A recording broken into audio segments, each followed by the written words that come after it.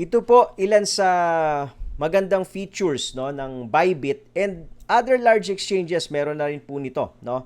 Ito po yung tinatawag na TP&SL, yung take profit and stop loss, no.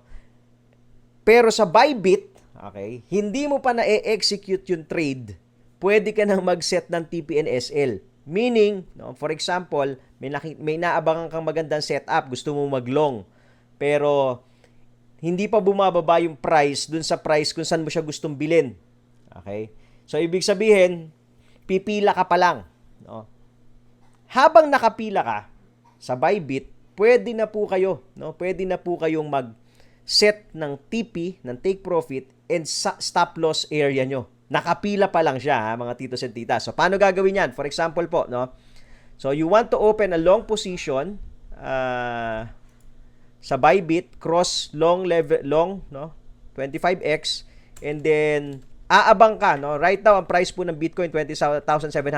Let's say aabang ka sa 20,500 dahil nakita mo setup mo kang bababa doon, gusto mo mag-abang doon, ano. 20,500, order cost is $200. Click nyo lang po itong buy long with TP and SL. Okay, click nyo lang po 'yan. Okay. So lalagay nyo na po dito kung kailan kayo magti-TP. Let's say 25,500, nakikita nyo dun sa setup nyo.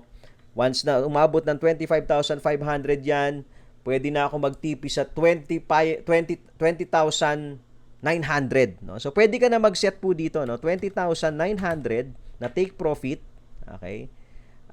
And, pwede ka rin mag-set ng stop loss mo. Let's say, 20,500, makakabili ka ng Bitcoin, sabi mo, seset ako ng stop loss pagka bumaba ito ng 20,300, no? Para hindi mag-bleed yung portfolio ko.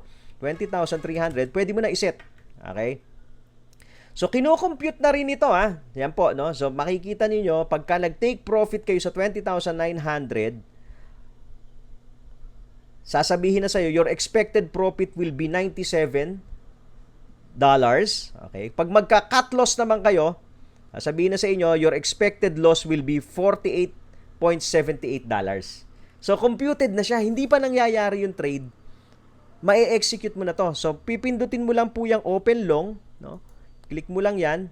So, nakapila na po yung trade ninyo. Ito po yan. Mapupunta po yan dito sa active trade. No? Makikita nyo na yan. Ayun. No? May active kayo na nakaabang. Abangers na kayo sa 20,500, mga titos and titas, nakaabang ka na dyan, ito na yung stop loss mo, TP and SL mo, pag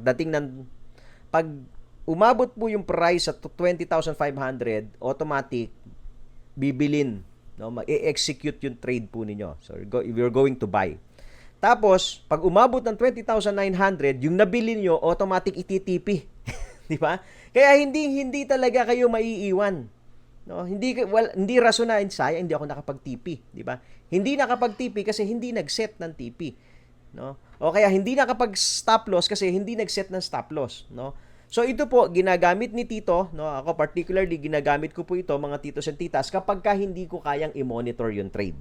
Kasi of course, not all the time you can monitor the trade, no? So usually pagka po may open pa ako na trade or gusto ko pang pumasok na trade pero hindi ko kayang bantayan, aalis ako, no? Pwede kong gamitin po ito. Ito ginagamit natin. Just to make sure that I'm protecting my capital, no? And of course, makakapag-take ako ng profit dun sa area whereby nakikita ko na pwedeng tumama. So kahit hindi ko na siya bantayan. Yan.